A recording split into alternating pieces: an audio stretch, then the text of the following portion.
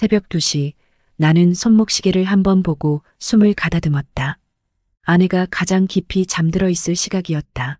벨을 누르려던 손을 멈추고 가방에서 열쇠를 찾아들었다. 벨을 누르면 아내가 깰 것이다. 그럴 생각에 미안해져 나는 가능한 소리를 죽여 키박스에 열쇠를 꽂았다. 슬그머니 문을 열고 다시 닫는다. 어둑한 방 안에서도 사물들은 충분히 분간할 수 있었다. 아내는 아이들과 함께 자고 있었다. 아내의 왼쪽에 7살 된 금비와 4살 된 은비가 곤히 잠들어 있는 모습이 보였다. 아내가 내가 돌아온 것을 알면 놀라겠지. 아침에 일어나서 깜짝 놀랄 아내의 얼굴을 떠올리며 나는 지그시 웃었다. 원래 계획대로라면 출장은 내일까지였다. 그러나 의외로 일이 잘 풀려 하루 일찍 마칠 수 있었다. 나는 소리를 죽여 트렁크를 정리했다. 샤워를 할까 하다가 그만두었다. 출장지인 대구에서 올라오기 전에 숙소에서 샤워를 했기도 했지만 물소리로 아내를 놀라게 하고 싶지 않았다. 나는 잠든 금비와 은비의 얼굴을 가만히 들여다보다가 엎드려 누운 채 자고 있는 아내의 머리를 가볍게 쓰다듬어 주었다. 그러고 옆에 누우려다 깜짝 놀랐다. 아내가 아니었다. 나는 잠시 멈칫하다가 자고 있는 여인을 자세히 살폈다. 아내의 가장 친한 친구, 지훈이 엄마 희연 씨였다. 희연 씨가 웬일로? 아내는 어디 간 거지? 나는 돌연한 사태에 잠시 생각을 굴렸다. 아, 맞다. 아내는 학원생들과 함께 1박 2일 캠프를 떠난 것이었다. 아내는 속셈학원 원장이었고 내가 출장을 떠나기 전 캠프에 간다고 말했던 것이 바로 오늘이었다. 나는 고개를 끄덕였다. 아내가 캠프에 아이들을 데리고 가지 않은 것은 금비의 몸이 좋지 않아서였다. 금비는 중이염을 앓고 있어 병원을 들락거리고 있었다. 지훈이 엄마는 아내를 대신해 금비치를 돌보러 온 것이 분명했다. 나는 자고 있는 지훈이 엄마를 내려다보았다. 지훈이 엄마는 아내보다 훨씬 미인이었다. 몸도 늘씬하고 나이보다 젊어 보였다. 그리고 그 눈, 소녀처럼 맑고 여린 눈이 너무 예쁘다고 생각한 적이 한두 번이 아니었다. 가끔 가족끼리 만나 식사를 하거나 야외로 나들이를 갈 때마다 나는 지훈이 엄마를 훔쳐보며 참 예쁘다고 생각했다. 만나보고 싶다는 생각을 한 적이 많았다. 특히 도톰하고 앙증맞은 입술, 언제나 그 입술을 볼 때마다 문득문득 상상하곤 했다. 아내와 시간을 보내면서도 머릿속으로는 지훈이 엄마를 상상할 때가 많았다. 판타지에 빠질 때가 많았다. 나는 잠시 생각을 가다듬었다. 이것은 천재일우의 기회였다. 2번 다시 이런 기회는 잡을 수 없을 것이다. 나는 침을 삼켰다. 갑자기 가슴이 울렁거렸다. 설렜다.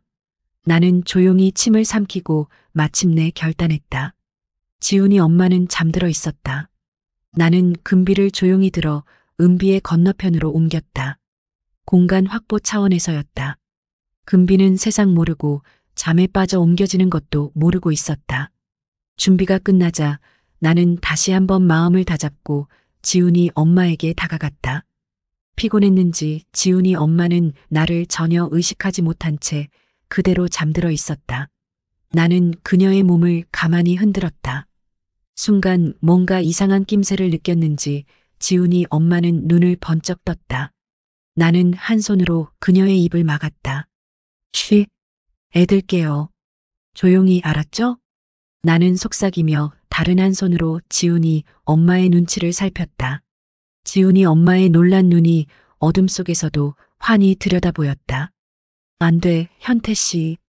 왜 이래요? 지훈이 엄마는 평소에도 나를 현태 씨라 불렀다. 아내와는 여고 동창인데다가 연애 시절부터 잘 알고 지냈기에 그게 스스럼 없었다. 애들이 깰 수도 있어요. 조용히 하세요. 나는 일부러 애들을 들먹였다. 작전이었다.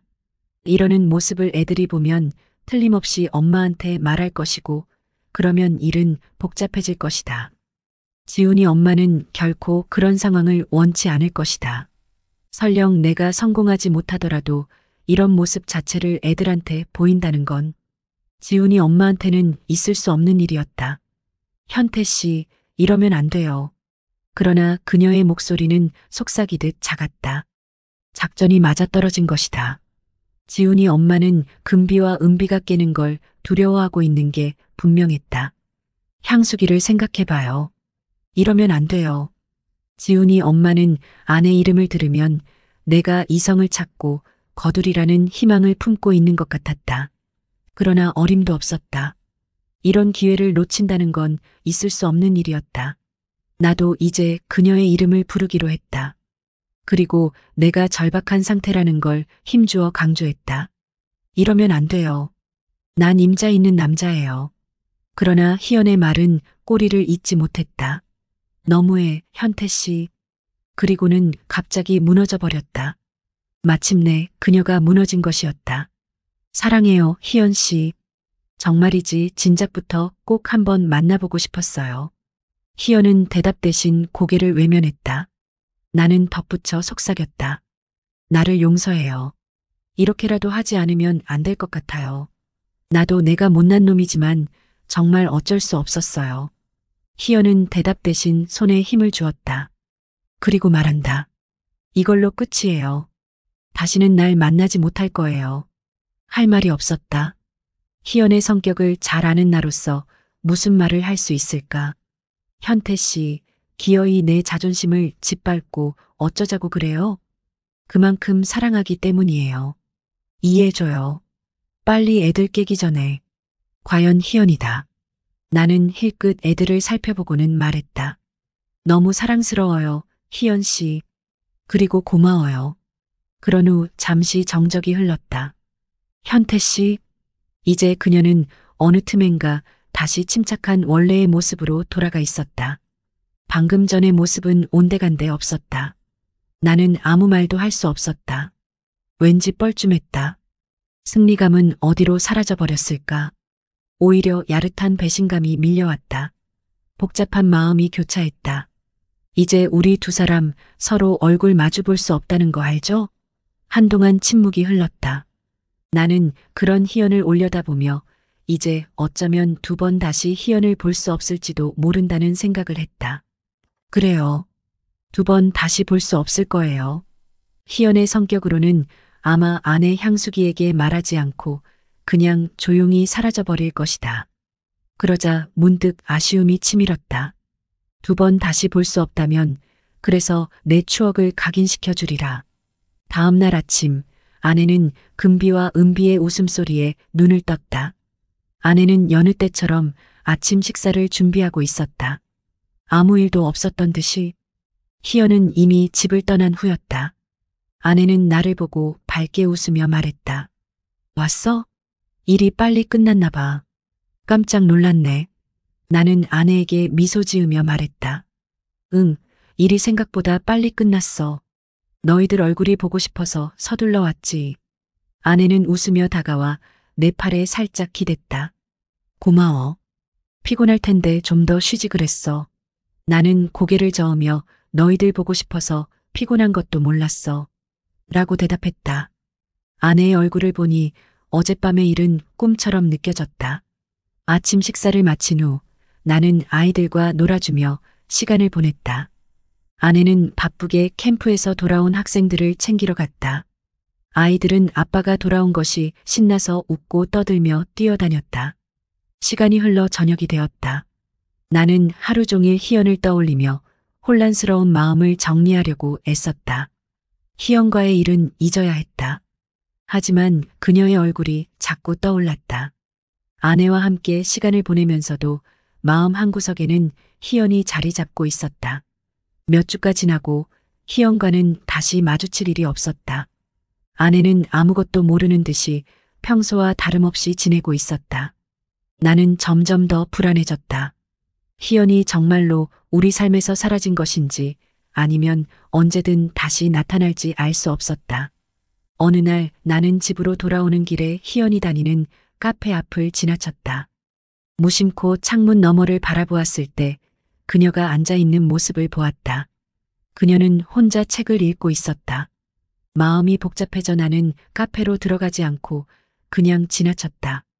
그날 저녁 아내는 나에게 말했다. 여보, 내일 저녁에 지훈이네랑 저녁 같이 먹기로 했어. 오랜만에 같이 식사하는 거 어때? 나는 순간 당황했지만 침착하게 대답했다. 그래, 좋아. 오랜만에 같이 식사하면 좋지. 다음 날 저녁 지훈이네 가족이 우리 집에 왔다. 희연은 예전과 다름없이 밝게 웃으며 인사했다. 그녀는 나와 눈을 마주치지 않으려는 듯했다. 우리는 평소처럼 식사를 하며 대화를 나누었다. 아내는 아무것도 모른 채 즐거운 시간을 보냈다. 식사가 끝난 후 희연은 아내와 함께 설거지를 하며 이야기를 나누었다. 나는 거실에서 아이들과 놀고 있었다. 희연의 얼굴을 보지 않으려 애썼지만 자꾸만 시선이 그녀에게 향했다. 희연은 나를 향해 한 번도 눈길을 주지 않았다. 그것이 더 나를 불안하게 만들었다. 시간이 지나고 지훈이네 가족은 집으로 돌아갔다. 아내는 피곤한 얼굴로 말했다. 오늘 정말 즐거웠어. 오랜만에 다 같이 모이니까 좋네. 나는 억지로 미소 지으며 대답했다. 응, 나도 좋았어. 아내는 피곤했는지 먼저 잠자리에 들었다. 나는 거실에 남아 한참을 생각에 잠겼다. 희연과의 일은 끝났지만 내 마음속에는 아직도 그녀가 자리 잡고 있었다. 앞으로 어떻게 해야 할지 알 수 없었다. 그러나 한 가지는 분명했다. 나는 이 비밀을 영원히 간직해야 한다는 것이다. 그 후로도 나는 평범한 일상을 보내며 희연과의 일을 잊으려 애썼다. 그러나 그날 밤의 기억은 쉽게 사라지지 않았다. 희연과의 일은 나의 가슴 깊숙이 박힌 비밀로 남았다. 나는 그 비밀을 지키며 앞으로의 삶을 살아가기로 결심했다. 희연과의 일은 잊을 수 없는 추억이었지만 나는 아내와 아이들을 위해 이 비밀을 묻어두기로 했다. 시간이 지나면 언젠가 잊혀질 것이라 믿으며 나는 평범한 일상 속으로 다시 돌아갔다. PC방에서 친구와 만나기로 약속하고 집을 나서는 길이었다. 좁은 골목길, 낡은 주택가 대문 앞에 유난히 튀는 검정색 아우디 한 대가 떡하니 주차되어 있는 것이 눈에 들어왔다. 고급 세단 외제차는 좁은 골목길에서 더욱 이질적으로 느껴졌다. 차창 너머 40대 후반쯤으로 보이는 여성 운전자는 안절부절 못하며 얼굴을 잔뜩 찡그리고 있었다. 차를 이렇게 막무가내로 주차하면 어쩌자는 거야? 짜증 섞인 혼잣말이 밖으로 새어나왔다. 가까이 다가가 보니 상황은 더욱 심각했다. 문제의 차량이 좁은 골목길 한쪽을 완전히 막아선 채 주차되어 있었던 것이다. 골목길 폭이 워낙 좁은 탓에 그 차 때문에 더 이상 차량 통행은 불가능해 보였다. 한마디로 오도 가도 못하는 꽉 막힌 상황. 답답한 마음에 한숨을 내쉬려는 찰나 문득 여성 운전자와 눈이 마주쳤다. 그녀의 얼굴을 확인하는 순간 나는 숨을 멈춘 듯 굳어버렸다. 좀 도와드릴까요? 나도 모르게 입이 먼저 열렸다. 그녀는 나를 올려다보며 당황한 듯 눈을 크게 떴다. 어머나, 우리 정태 벌써 이렇게 컸구나. 이숙 아줌마였다. 엄마의 대학 후배. 어릴 적 용돈을 쥐어주던 넉살 좋던 미숙 아줌마가 눈앞에 서 있었다. 군대를 다녀와서 그런지 더 듬직해지고 남자다워졌네. 정태는 이 아줌마 알아보겠어? 미숙 아줌마는 반가움에 어쩔 줄 몰라 하며 연신 싱글벙글 웃었다. 세월이 흘렀어도 특유의 밝고 활기찬 분위기는 여전했다. 서울에 사시던 미숙 아주머니 아니세요? 어릴 때 저한테 귀엽다고 용돈 자주 주셨잖아요. 제가 기억을 못할 리가 없죠. 하하, 나 역시 반가운 마음에 어색함도 잊고 활짝 웃으며 대답했다. 어머, 초등학생 때 보고 거의 10년 만에 보는 건데 날 기억하네. 미숙 아줌마는 놀라움과 함께 기쁨을 감추지 못하는 표정이었다. 차 때문에 잔뜩 화가 나 있던 얼굴은 온데간데 없이 금세 환한 미소로 가득 찼다. 정태야, 이리 가까이 와봐.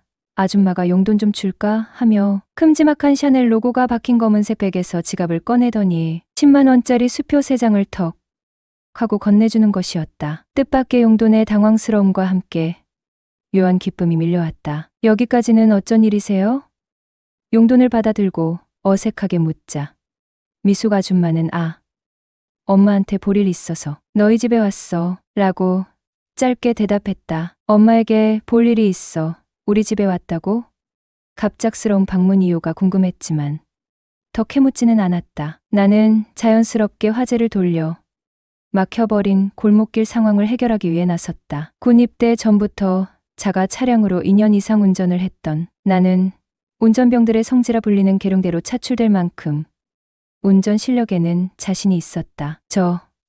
제가 주차 다시 해드릴게요. 자신 있게 말하고 운전석에 올라탔다. 좁은 골목길, 약 30m 정도 되는 거리를 단숨에 후진으로 주차까지 완벽하게 마무리했다. 미숙 아줌마는 놀라움과 감탄사를 연발하며 박수를 쳤다. 어머, 우리 정태가 운전도 이렇게 잘하네. 너무 듬직하다 얘. 나도 너 같은 애인 하나 있었으면 좋겠는데. 호호호. 솔직히 미숙 아줌마의 과장된 칭찬과 농담에 살짝 당황했다. 애인이라니 농담이겠지. 어색하게 웃으며 능글맞게 받아쳤다. 애인이요?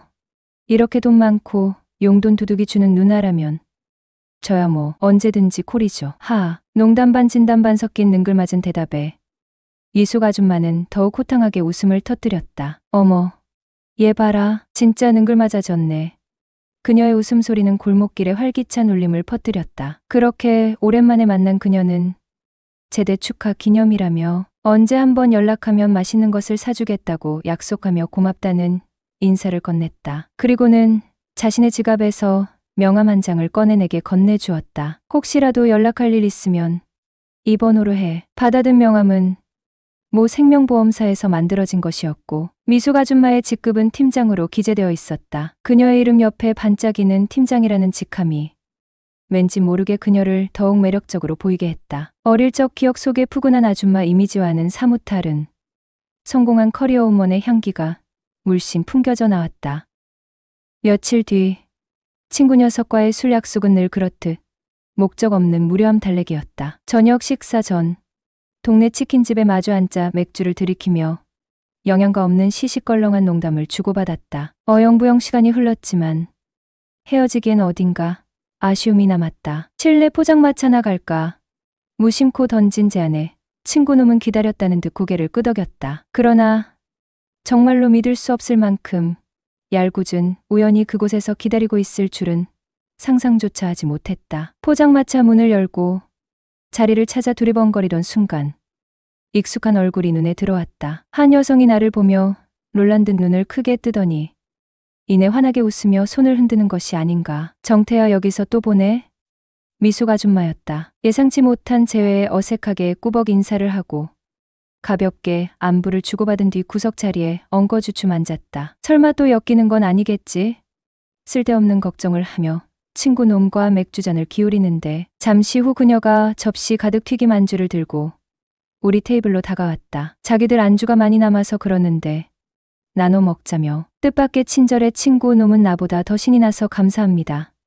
넉살 좋게 인사를 했다. 그것이 시작이었다. 그녀와 친구 놈은 금세 웃음꽃을 피우며 농담을 주고받기 시작했고 입담 좋기로 소문난 친구 녀석은 기다렸다는 듯 능글맞게 합석을 제안했다. 그럼 아예 저희랑 같이 드시는 건 어떠세요? 그녀의 테이블에는 그녀보다 훨씬 어려 보이는 여자 2명이 함께 있었다. 화려하게 차려입은 그들의 모습은 젊은 남자 둘의 합류를 은근히 기대하는 듯했다. 어색한 합석이 시작되고 그녀들은 자신들을 근처 보험회사 동료라고 소개했다. 회식 후 아쉬운 마음에 마음 맞는 사람들끼리 이 차를 즐기러 왔다는 것이다. 술 기운에 발갛게 상기된 얼굴, 보험 설계사 특유의 친화력으로 분위기를 주도하는 모습. 3명 모두 30대 후반에서 40대 중반 정도의 평범한 외모였지만 사람을 대하는 직업답게 자신을 가꾸고 꾸미는 데 능숙해 보였다. 어색함도 잠시 술잔이 오가고 이야기가 무르익을 무렵 3명 중 가장 어려 보이던 여자가 개인적인 사정으로 먼저 자리를 떴다. 자연스럽게 짝이 맞아 파트너가 생겨났다. 친구놈은 35, 돌싱이라는 여자와 짝이 되었고 나는 자연스럽게 미숙 아줌마와 마주 앉아 이야기를 나누게 되었다. 하지만 그때까지만 해도 그녀와 깊은 관계가 될 것이라고는 상상조차 하지 못했다. 그날 이후 나는 그녀를 까맣게 잊고 평범한 일상으로 돌아갔다. 벌써 3년 전의 이야기다. 그렇게 시간은 흘러 나는 28살이 되었다. 우리 가족은 다른 동네로 이사를 했고 나는 대학을 졸업하고 번듯한 회사에 취업도 했다. 모두가 부러워하는 안정적인 삶이었지만 마음 한구석은 늘 공허했다. 2년 넘게 사랑했던 여자친구의 배신으로 깊은 상처를 입은 후 나는 사랑에 대한 두려움에 갇혀버렸기 때문이었다. 누군가를 다시 사랑하고 싶었지만 또다시 상처받을까 두려워 시작조차 못한 채 망설이고 도망치기만 했다. 매일을 슬픔과 무기력감 속에 허송세월하며 그러던 어느 날 우연히 책상 서랍을 정리하다 미숙 아줌마의 명함을 발견했다. 빛바랜 명함 한 장이 잊고 지냈던 기억을 선명하게 되살려냈다. 순간 묘한 호기심과 함께 그리움이 밀려왔다. 그 아줌마는 지금 어떻게 지내고 있을까? 문득 그녀의 안부가 궁금해졌다. 그때 나는 정말 제정신이 아니었던 걸까? 오랜 시련의 아픔과 외로움에 지쳐 돌이킬 수 없는 미친 짓을 저지르고 말았다. 명함에 적힌 전화번호로 망설임 끝에 나는 떨리는 손으로 그녀에게 카톡 메시지를 보냈다. 아줌마, 잘 지내시죠? 얼마 지나지 않아 답장이 도착했다. 어머, 정태야, 너 정말 오랜만이네. 잘 지내? 짧은 메시지였지만 왠지 모르게 예전과는 다른 뉘앙스가 느껴졌다. 좀 더 차분하고 어딘가 모르게 쓸쓸함이 묻어나는 듯한 느낌. 직감적으로 그녀에게 무슨 일이 생겼다는 것을 느꼈다. 나는 조심스럽게 대화를 이어갔다. 네, 아줌마 덕분에 잘 지내고 있어요. 아줌마는 요즘 어떻게 지내세요? 혹시 보험일은 계속하세요? 실업자는 안부를 묻고 또 물으며 본론으로 들어가기 위한 탐색전을 펼쳤다. 아줌마, 혹시 무슨 일 있으세요?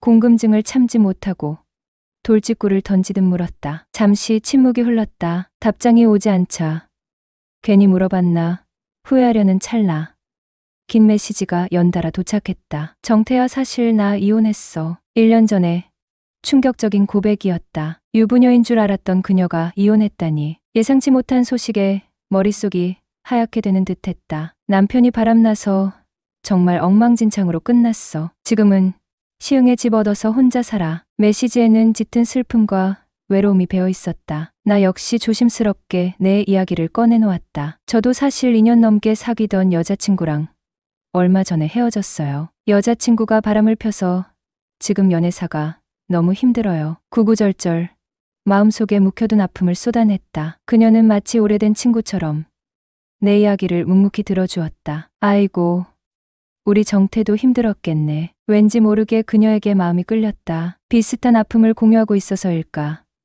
아니면 오래전 포장마차에서의 묘한 인연 때문일까? 한 사람은 이혼, 또 한 사람은 이별이라는 같은 아픔을 겪었다. 오랜만에 통화를 했지만 마치 어제 만난 사람처럼 대화는 자연스럽게 흘렀다. 서로의 안부를 묻고 가끔은 장난스럽게 농담을 던지며 웃기도 했다. 며칠 후 예전 동네 친구와 술 약속이 생겨 친구 동네인 시흥으로 향했다. 약속 시간보다 조금 일찍 도착해서 근처 카페에 앉아 친구를 기다리고 있는데 문득 미숙 아줌마가 머릿속에 떠올랐다. 시흥, 맞다.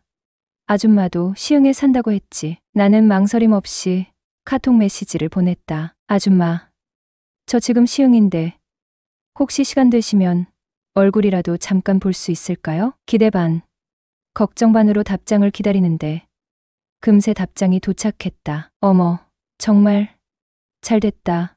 시간 되면 우리 집으로 잠깐 와. 얼굴이나 보자. 뜻밖의 긍정적인 답변에 가슴이 두근거렸다. 나는 약속 장소를 아줌마 집으로 변경하고 설레는 마음으로 그녀의 집을 찾아갔다. 엘리베이터 문이 열리자 복도 끝에서 아줌마가 환하게 웃으며 걸어오고 있었다. 어머, 정태야, 정말 오랜만이구나. 직장 생활은 잘하고 있고. 반가운 목소리에 나도 모르게 미소가 지어졌다. 네, 아주머니가 염려해 주신 덕분이죠. 호, 넌 더 멋있어졌구나. 난 갈수록 나이 들어 보여서 걱정인데. 아줌마는 괜히 머쓱한 듯 웃으며 말했다. 정태야, 너 저녁은 먹었어? 아니요, 아직이요. 친구 만나서 먹으려고 했어요. 아, 그랬구나. 그럼 오늘 아줌마 집에서 저녁까지 먹고 갈래? 뜻밖의 제안에 망설임 없이 대답했다. 그래요. 안 그래도 아줌마 만난다고 친구한테는 다음에 보자고 전화했는거려. 나는 그냥 중국집에서 짬뽕이나 시켜 먹으려고 했는데 너 양장피 좋아하니? 우리 집에 귀한 손님이 왔으니 요리라도 하나 시켜줘야지. 아줌마는 넉살 좋게 웃으며 말했다. 뜻하지 않게 미숙 아줌마에게 짬뽕에 양장피까지 좀 과하게 얻어먹게 되었다. 막상 단둘이 식탁에 마주 앉아 음식을 먹으려니 어색함과 함께 묘한 설렘이 뒤섞였다. 뭔가 빠진 듯한 허전함. 그것은 바로 술이었다. 그런 내 마음을 읽기라도 한 듯 아줌마가 먼저 입을 열었다. 반주로 소주 한 잔 할래? 나는 기다렸다는 듯. 그럼 딱 한 잔만 할까요? 라고 대답했다. 그렇게 캔맥주 2캔으로 시작되었던 우리의 야릇한 밤이 소주잔을 기울이며 다시 시작되려 하고 있었다. 양장피의 마지막 남은 해삼 조각을 아껴 먹으며 소주잔을 기울였다. 벌써 네 병째. 아줌마의 얼굴은 발갛게 달아올랐고 퀭했던 눈가엔 어느새 촉촉한 물기가 어려 있었다. 나 역시 몽롱한 기분이었지만 나쁘지 않았다. 오히려 묘하게 설레는 감정이 가슴 한켠을 간지렸다. 아, 이제 슬슬 가봐야 할 것 같아요. 대리 불렀거든요. 그러자 아줌마는 아쉬운 표정을 지으며 고개를 끄덕였다. 벌써 시간이 이렇게 됐나? 참 빠르네. 정말 그랬다. 어색했던 초반을 지나 양장피를 휘젓고 소주잔을 부딪히며 속 깊은 이야기를 나누다 보니 밤은 어느새 깊어 있었다. 속으로 아쉬워하며 자리에서 일어나려는데 아줌마가 툭 하고 말을 던졌다. 한 잔 더 하고 갈래? 예상치 못한 제안에 순간 숨이 멎었다. 늦은 시간까지 함께 있고 싶었지만 괜히 부담스러워할까봐 혹은 선을 넘는 건 아닐까 망설였던 내 마음이 무색해지는 순간이었다. 애타던 갈증이 한 번에 해소되는 기분이었다. 정말요? 좋아요. 내 적극적인 반응에 아줌마는 살짝 미소 지으며 냉장고로 향했다. 캔맥주 2개를 꺼내 능숙하게 따더니 하나는 내게 건네고 나머지 하나는 자신이 들었다. 그리고 소파에 털썩 앉으며 나를 빤히 바라봤다. 아줌마랑 노니까 재미없어서 집에 일찍 가려던 거지? 아줌마 무슨 말씀을요? 재미없긴 누가요? 저 진짜 오늘 너무 즐거웠어요. 진심이었다. 처음엔 어색하고 불편할 줄 알았다. 나이 차이도 있었고 아줌마라는 단어가 주는 거리감도 있었으니까. 하지만 막상 이야기를 나누다 보니 편안하고 유쾌했다. 무엇보다 솔직했다. 나 역시 어느새 속마음을 털어놓고 있었기 때문이었다. 양장피는 핑계였을지도 모른다. 어쩌면 아줌마라는 사람이 나를 편안하게 만들고 끌리게 하는 묘한 매력이 있었던 건지도. 아줌마, 솔직히 말하면 저 예전부터 아줌마 좋아했는 거려. 하하. 얼굴이 화끈거렸다. 술기운 때문인지 아니면 쑥스러움 때문인지 알 수 없었다. 어색함을 감추려 괜히 큰 소리로 웃으며 캔맥주를 들이켰다. 순간 정적이 흘렀다. 그 침묵이 어색해질 즈음 아줌마가 천천히 입을 열었다. 어머, 그랬니? 나도 사실은 예전부터 너 같은 애인 있었으면 좋겠다고 생각했었는데. 호호호. 웃음으로 흐려진 말끝. 하지만 그 속에는 묘한 떨림과 설렘이 섞여 있었다. 나는 그녀의 눈을 똑바로 바라보며 물었다. 정말이에요? 농담 아니죠? 글쎄 농담일까? 진담일까? 나는 숨을 크게 들이쉬고 떨리는 목소리로 다시 물었다. 만약 진담이라면요? 진담이면 오늘 우리. 근데 너랑 나랑은 서로 마음이 있다 해도 연인 사이가 될 수 없잖아? 그렇긴 하죠. 더 이상 무슨 말을 해야 할지 몰랐다. 이대로 끝인가? 이 설레는 감정은, 이 야릇한 밤은 결국 아무것도 아닌 걸로 끝나버리는 걸까? 아쉬움과 실망감이 밀려왔다. 그때 아줌마가 조용히 입을 열었다. 그러니까 비밀스럽게 만나는 건 어때? 2년 전 우리 좋았잖아. 너무 짧아서 아쉽기도 했고 멍해졌던 머릿속에 번개가 치는 듯했다. 비밀스럽게 만나자고? 이게 지금 무슨 말이지? 나는 숨을 죽이고 그녀의 다음 말을 기다렸다. 비밀 친구 같은 거, 그 단어가 입안에서 맴돌았다. 비밀스럽게 만나는 친구, 남들이 모르게 둘만 아는 특별한 관계. 나는 망설일 틈도 없이 본능적으로 대답했다. 그래요. 비밀 친구 좋아요. 지금 나에게 중요한 것은 아줌마와 조금이라도 더 가까워질 수 있다면 어떤 관계든 상관없다는 것이었다. 나머지는 몸으로 말해줄래? 그때처럼.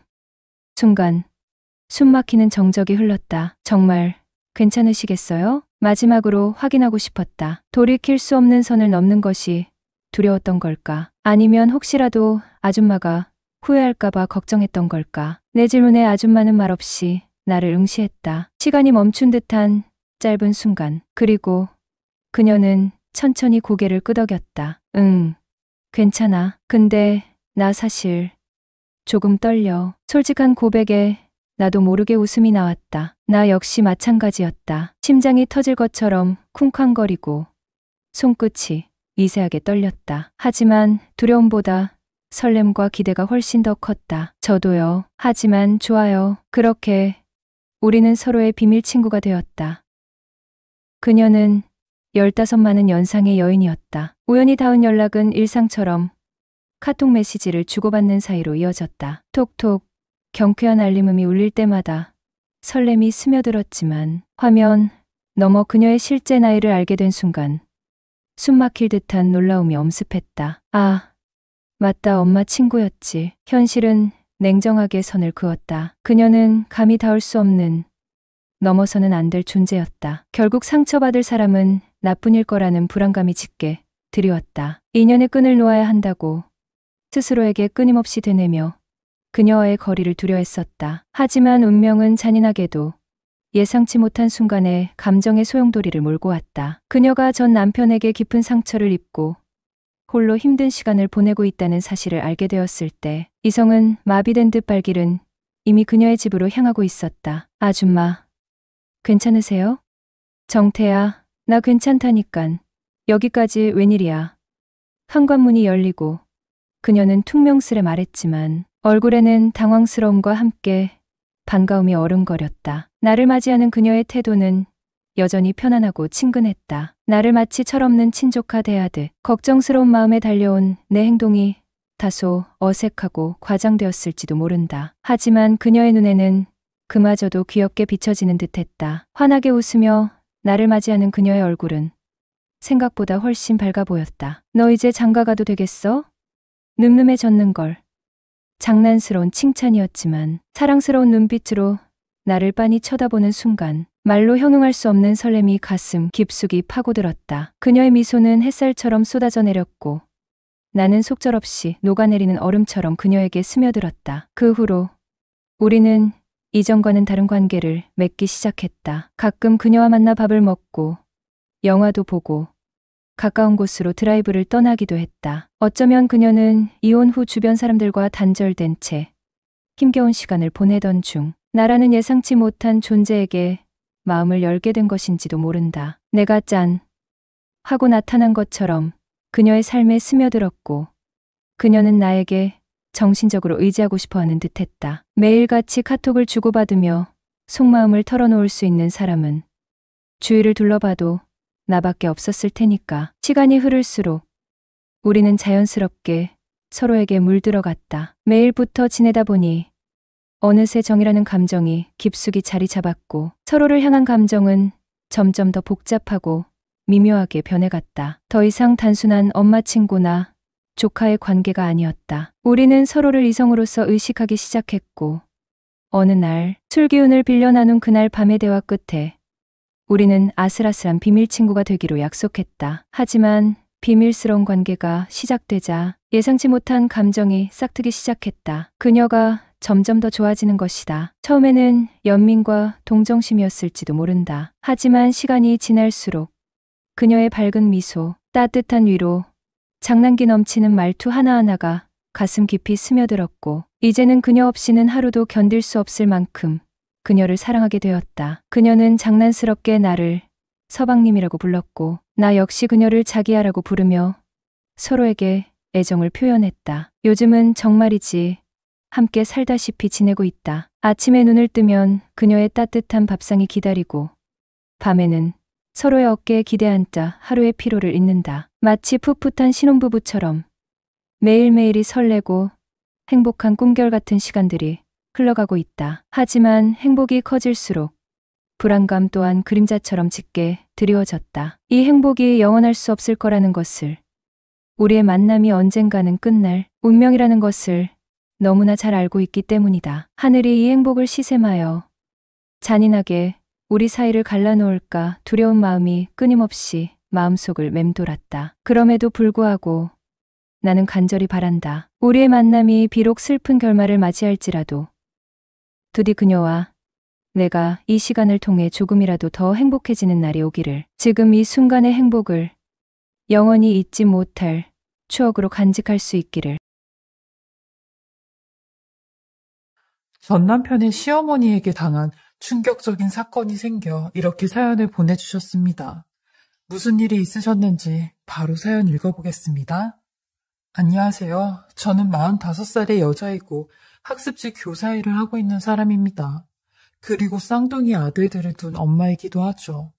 제가 아버지 없이 자랐기에 제 자식들에게는 좋은 아빠가 옆에 있었으면 했습니다. 근데 인생이 제 맘과 같지 않더라고요. 제 불행했던 유년기 시절을 되물림하기 싫었거든요. 한 번은 어렸을 때 엄마에게 나는 왜 아빠가 없냐고 했어요. 그러니 엄마는 저 태어나기 전에 아빠가 돌아가셨다고 했죠. 그래서 그런 줄로만 알고 있었는데 중고등학생이 되면서 아빠 살아계신 걸 알게 되었어요. 주민등록등본을 떼니 거기 다 나오더라고요. 저는 그 사실을 알고도 엄마에게 왜 그런 거짓말을 했냐고 물어보지 않았어요. 엄마가 오죽했으면 그러셨을까 싶었죠. 저는 제가 봐도 다른 또래에 비해 철이 금방 든 편이었어요. 아빠 없이 아둥바둥 저를 혼자 키우는 엄마를 보면서 엄마에게 어떻게든 도움이 되고 싶었거든요. 엄마가 참 불쌍했어요. 엄마는 평생을 부잣집 사모님의 세신사로 살았어요. 흔히 때밀이라고도 하죠. 그 부잣집 사모님이 워낙 때미는 거랑 사우나 하는 걸 좋아해 집에 아예 목욕탕을 만들어놨다고 했거든요. 엄마가 그 사모님을 만나게 된 것도 엄마 일하는 온천에서 처음 만나게 됐는데 그 사모님이 엄마의 솜씨를 보고 채용한 거죠. 그래서 엄마는 매일같이 그 집에 가서 그 사모님의 떼를 밀어줬어요. 그 사모님뿐만이 아니라 그 집의 딸들이나 그 사모님의 친구들, 가족들 떼도 다 밀어주곤 했죠. 아직도 기억이 나는 게 엄마가 저 어렸을 때 그 집에 한번 데리고 간 적이 있거든요. 근데 집이 정말 어마어마하게 컸어요. 마당도 엄청 넓고 별채도 있고 조그맣게 연못도 있는 곳이었죠. 그날이 누구 생일이라 잔치를 해서 엄마가 절 데리고 간 거거든요. 거기 차려진 뷔페를 배 터지게 먹고 온 기억이 나네요. 그리고 엄마는 진영아, 엄마 일하는 목욕탕도 한번 가볼래?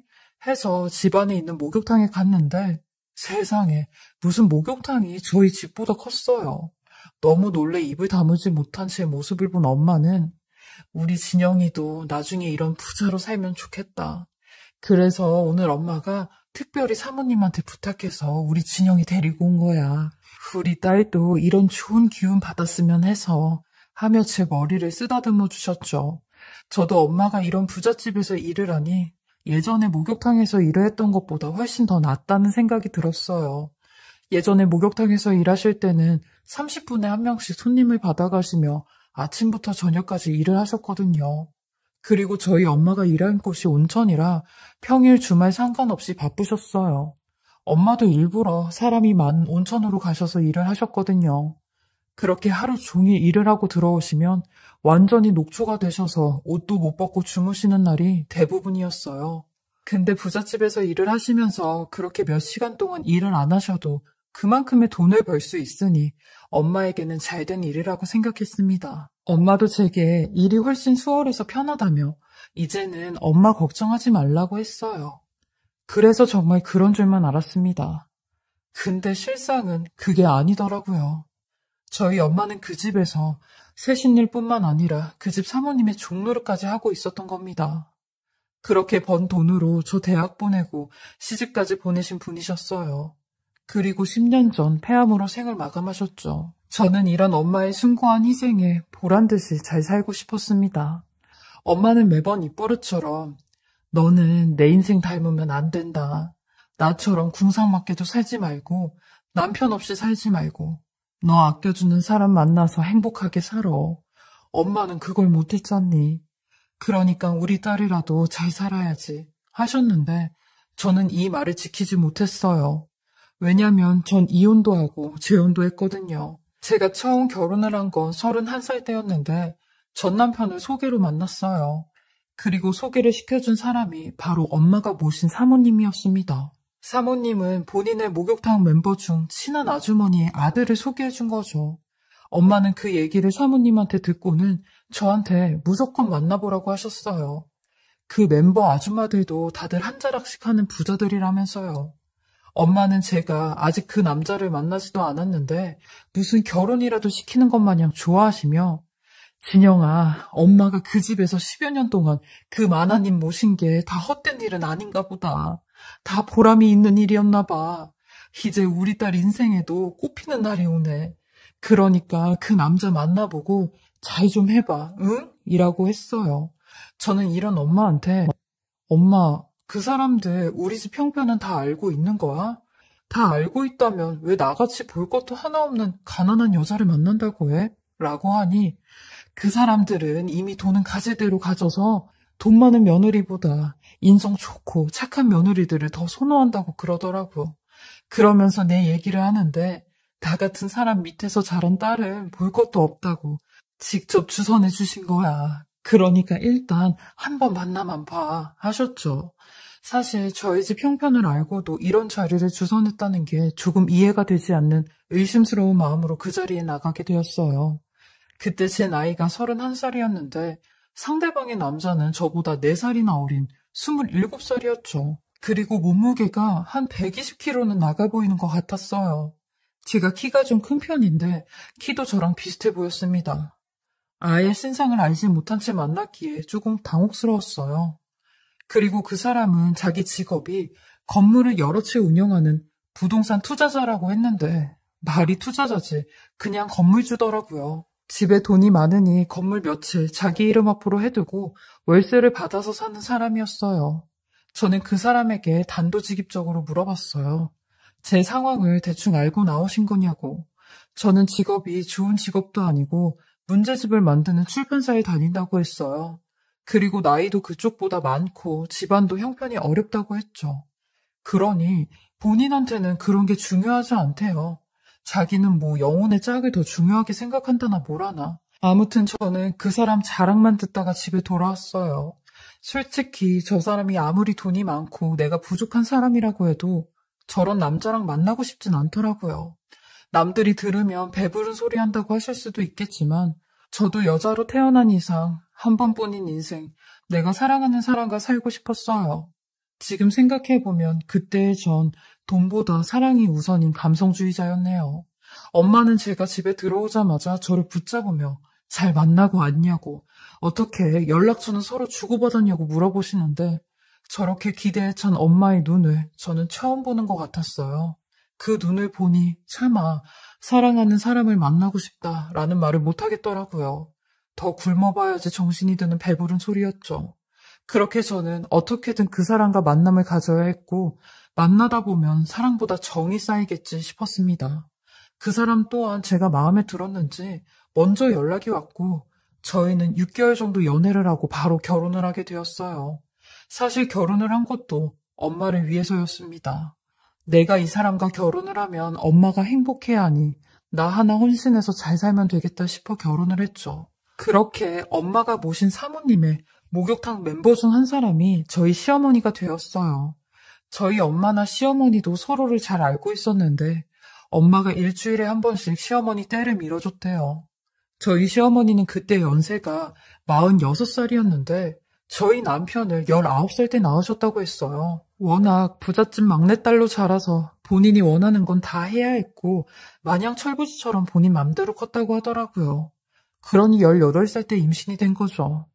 막무가내로 애아빠가 누군지 말도 안 하고 아이를 낳겠다고 했대요. 그래서 남편은 본인 친아버지 얼굴도 모르죠. 제가 봐도 저희 시어머니 성격이 아주 고집불통인데다가 본인 맘에 안 들면 깨물고 소리 지르시고 그러세요. 집에 돈은 많으니 사고치면 다 돈으로 해결을 했죠. 그리고 본인 얼굴이랑 몸에도 얼마나 투자를 많이 하시는지 46살처럼 보이지도 않았어요. 저랑 둘이 어딜 나가면 실제로 자매 사이냐고 할 정도였거든요. 정말 제가 봐도 참 젊어 보이셨어요. 그렇게 남편과 결혼을 했는데 저희 시어머니는 남편마저 집에 나가면 그 큰 집에 혼자 살아야 된다고 들어와서 살라고 하셨죠. 저한테는 일말의 권한도 없었습니다. 왜냐면 저는 그 집에서 철저히 을이었거든요. 아니, 을보다 병이나 정에 가까웠죠. 저는 남편과 딱 한 달 같이 살아보니 왜 이 사람이 나 같은 사람과 결혼을 했는지 알겠더라고요. 남편이 좀 이상했습니다.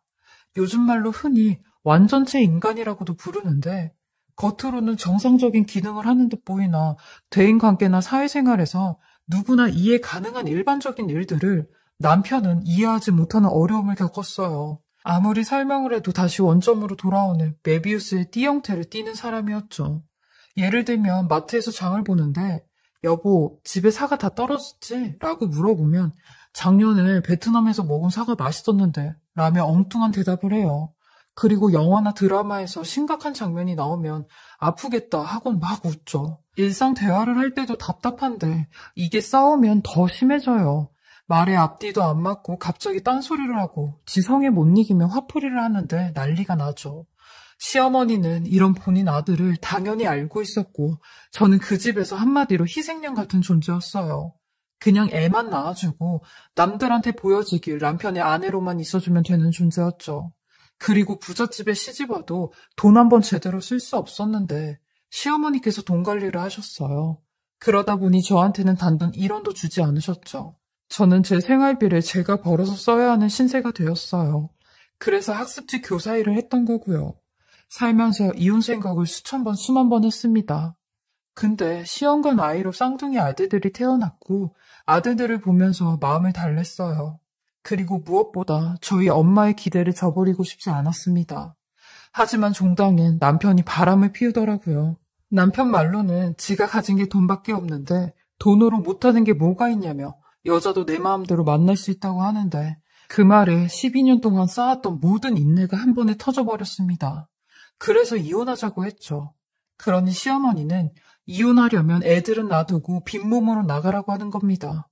여태 그지 같은 너를 데려다가 먹여주고 재워주고 했더니 이혼 얘기를 꺼내냐며 나가라고 소리를 지르시는데 저도 그렇게는 못한다고 했어요. 12년 동안 제가 이 집에서 어떻게 살았는데 빈몸으로 나가냐고 소송 건다고 했죠. 그렇게 저는 이혼 소송을 통해 양육권은 가지고 오지 못했지만 재산분할과 위자료는 받아왔어요. 돈이 있어도 저한테 남은 건 아무것도 없더라고요. 아이들도 볼 수 없었고 엄마마저 2년 전에 세상을 떠나시니 외롭더라고요. 그래서 혼자 살면서 강아지를 한 마리 키우게 되었는데 자주 다니던 동물병원에서 운명처럼 남자를 한 명 만나게 되었습니다. 저보다 12살이나 많은 57살의 동물병원 원장이었는데 그분도 이혼을 하셨어요. 그분과 이런저런 얘기를 하다 보니 저랑 통하는 부분도 많고 좋아하는 거나 비슷한 것들도 많았어요.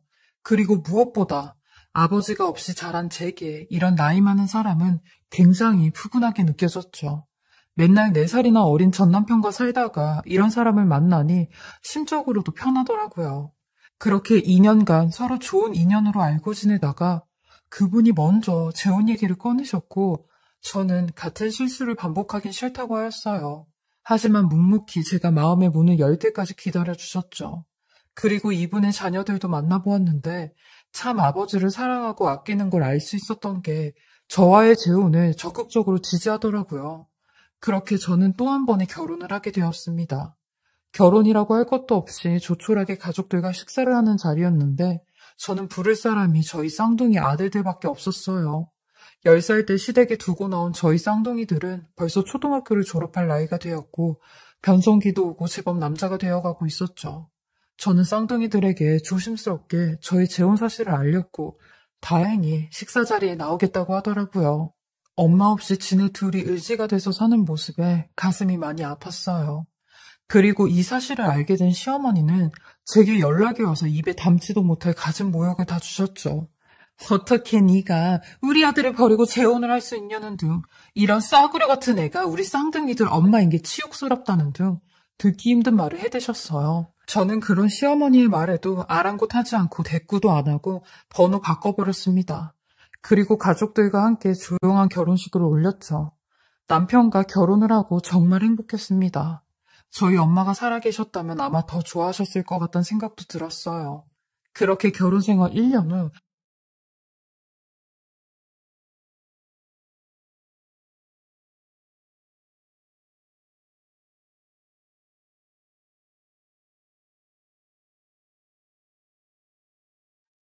환갑을 바라보는 남편은 제게 다음 달부터는 야간 진료를 해야 될 것 같다고 했어요. 남편의 딸이 미국으로 유학을 가게 되었는데 1년에 학비로만 7천만 원 정도 든다고 했죠. 그 비용을 대주려면 어쩔 수 없이 일을 해야 하는 상황이었어요. 저 또한 그런 남편을 위해 계속 학습지 방문교사로 일을 했어요. 그리고 10시까지 야간 진료를 하는 남편을 위해 매번 저녁 도시락을 싸서 동물병원으로 가져다 주었어요. 그 시간들이 참 행복하더라고요. 근데 몇 달 전부터 남편이 제게 당신도 힘드니까 이제 도시락 싸오지 않아도 된다고 하더라고요. 저한테 미안하다며 괜히 나 때문에 당신까지 고생시키는 것 같다고 했어요. 그리고 요즘 야간에도 진료하는 걸 아는 보호자들이 많이 찾아온다고 저녁 먹을 시간이 없을 것 같다고 했죠. 그래서 저도 그런 줄만 알았습니다. 그러던 어느 날 남편이 감기 기운으로 몸이 안 좋을 때였어요. 오늘은 야간 진료 보지 말고 일찍 들어오라고 했는데 기어코 야간 진료를 보는지 밤 8시가 돼도 안 들어오더라고요. 저는 걱정이 되는 마음에 차를 끌고 남편의 동물병원으로 갔습니다. 힘들어할 남편을 퇴근 후에 데리고 오려고요. 근데 동물병원 불이 다 꺼져 있고 진료실에만 희미하게 불이 켜져 있는 겁니다. 저는 순간 남편에게 무슨 일이 생겼는지 알고 병원 문을 여니 문도 잠겨져 있길래 도어락을 열고 들어갔죠. 그런데 진료실 안에서 노랫소리가 들리더니 곧이어 어떤 여자의 목소리가 흘러나오는 겁니다. 창진 씨, 그거 내가 해줄게. 원래 창진 씨 꿈이 국내 최대 동물병원 운영하는 거였다며. 나한테 그거 별거 아니야. 그러니까 나랑 연애하면서 그냥 즐겨. 그래봤자 자기랑 나랑 3살밖에 더 차이나? 나 어디 나가면 사람들이 50대로 봐. 창진 씨도 나 처음 봤을 때 첫마디가 참 젊어 보인다는 말이었잖아. 내가 창진 씨가 좋아서 내 진심을 말하는 거야. 우리 둘 나이가 무슨 10대도 아니고 서로 알 거 다 알고 한 번씩 겪을 거 다 겪어봤는데 연애가 뭐 어때? 요즘 다들 마누라 남편 두고 연애하는 추세야. 라고 하는 겁니다. 그러니 남편이 아휴 나도 연애하고 싶지. 근데 내 마누라가 12살이나 어린 여자야. 지금도 충분히 연애하는 기분으로 살고 있어. 아이 그러니까 그냥 나랑 연애 말고 투자 좀 해줘. 내가 당신한테 투자 받아서 24시간 병원 차리면 투자금 톡톡히 회수해 줄게. 라고 하니 아우 창진 씨 진짜 꽉 막혔네. 투자는 무슨 투자야. 나랑 연애하면 그 돈 그냥 준다니까. 라고 하니 남편이 한동안 침묵으로 일관하다가 아이 참 내가 여복이 터졌네 터졌어. 알겠어 미정씨. 라고 하는 겁니다. 저는 그 둘의 대화를 듣고 그 자리에 몸이 굳었는데 더 굳어진 이유가 미정이라는 이름을 듣고 나서였어요. 그 이름은 바로 저희 전 남편의 시어머니의 이름이었거든요. 저는 그 소리를 듣자마자 남편의 진료실로 쳐들어갔고 그 둘은 손을 잡으려고 하고 있는데 저는 완전히 꼭지가 돌았고 남편과 시어머니를 향해 당신들 도대체 뭐하는 짓이냐고 소리를 질렀어요. 그러니 시어머니 저를 향해 사악한 미소를 짓더니 아유 재미없게 시작하기도 전에 발각이 됐네 라고 하는 겁니다. 저는 그런 시어머니를 향해 어머님 지금 제 남편하고 뭐하고 있으세요? 네? 라고 하니 남편도 어머님이라는 말에 표정이 굳어져 버리는 겁니다. 전 그런 남편에게 당신 저 여자가 내 전 남편의 시어머니인 건 알고 있는 거예요? 라고 했죠. 그러니 남편은 하얗게 질린 얼굴로 나는 전혀 몰랐다고 말까지 더듬는데 제게 다가와 본인이 잠시 미쳤다고 그럴 마음은 추호도 없었다고 그리고 하늘에 맹세하고 당신 시어머니였는지도 몰랐다고 했어요. 그리고 시어머니는 남편의 뒤에서 절 향해 한박 웃음을 지으시더니 예, 원래 남의 떡이 더 맛있어 보이는 거야. 네가 우리 아들 버리고 더 잘난 남자 만났다고 하길래 내가 이 사람 좀 뺏어보려고. 근데 이렇게 나타나서 방해를 해? 너는 아무튼 나한테 도움이 안 되는 X야. 라고 하는데 남편은 이런 시어머니를 내쫓으며 이런 정신 나간 여자를 다 봤냐고 나가라고 막 끌어내더라고요. 남편은 제 앞에서 당신이 생각하는 그런 건 없었다고 나는 억울하다고 하는데 남편의 말이 귀에 하나도 안 들어왔어요. 그리고 다음날 시어머니는 절 찾아와 네 남편이 우리 둘 사이에서 아무 일도 없었다고 했지? 우리 이미 갈 때까지 간 사이야. 너는 어떻게 66살인 나한테 네 남편을 뺏기니? 나이만 어리면 뭐해? 돈도 뭣도 없는 주제에. 네 남편도 내가 돈 많은 걸로 넘어온 건 아니? 너 이 세상 살아봐. 돈이 최고야. 라고 하는데 전 그런 시어머니에게 물 한 바가지 끼얹고 싶은 심정이었어요. 알고 보니 시어머니 저희 쌍둥이 아들들에게 제 남편에 대한 이야기를 꼬치꼬치 깨물으셨고 아예 작정을 하고 접근을 했더라고요. 시어머니는 끝까지 제게 니까짓 게 우리 아들 버리고 우리 손자들 버리고 내 재산까지 뺏어가고 우리 집안을 능욕해? 너는 이미 내 소나기에 걸린 벌레야. 내가 손바닥만 치면 네 목숨은 끝나는 거라고. 라는 시어머니에게 저도 당신 아들이 모자라서 모질이라서 이혼당한 주제에 어디다 대고 큰 소리예요? 아님 당신 아들 모자란 거 엄마인 당신이 이딴 짓거리 하면서 인정하는 거예요? 라고 했어요. 시어머니는 절 향해 몇 번이나 손이 올라가는데 저도 가만히 안 있었죠. 그렇게 시어머니와 한바탕 하고 집에 들어와 남편한테 내가 실수했다고 했어요. 내 인생에 2번 다시 남자는 없는 게 맞았다고 했네요. 그리고 짐 싸들고 집을 나와버렸습니다. 현재는 진지하게 머리 깎고 비구니로 절에 들어갈까 생각 중입니다. 저한테 있는 재산도 다 절에다 기부하고 그냥 무소유로 살까 생각 중이에요. 결국 제 신수를 제가 망친 것 같아요. 전생에 뭔 죄를 이리도 크게 졌는지 계속 벌을 받고 있는 것 같아요. 그냥 보통의 여자로 사는 게 참 힘이 드네요. 안녕하세요. 남편은 막내가 결혼한 그 해, 그러니까 3년 전 겨울에 세상을 떠나 혼자가 되었어요. 저는 첫째네와 함께 규모가 있는 식당을 운영하고 있습니다. 혼자 잠드는 밤에 줄곧 라디오를 들었는데 얼마 전 이 채널을 알게 되었지요. 참 기구한 사연들 많더군요. 그분들처럼 저도 평탄하지만은 않은 세월을 살아냈네요. 가난했던 시절을 추억 삼아도 될 만큼 이제 먹고 살 걱정은 없습니다. 자식들도 제 앞가림을 잘하고 남동생 하나 있는 것도 대학 교수님으로 잘 살고 있어요. 어찌 생각하면 꿈만 같은 일이죠. 어린 시절 우리 집은 무척이나 가난했으니까요. 기억을 떠올려보면 우리 가족은 늘 새빵살이를 하고 있었어요. 착하기만 한 부모님은 돈 버는 재주가 없었습니다.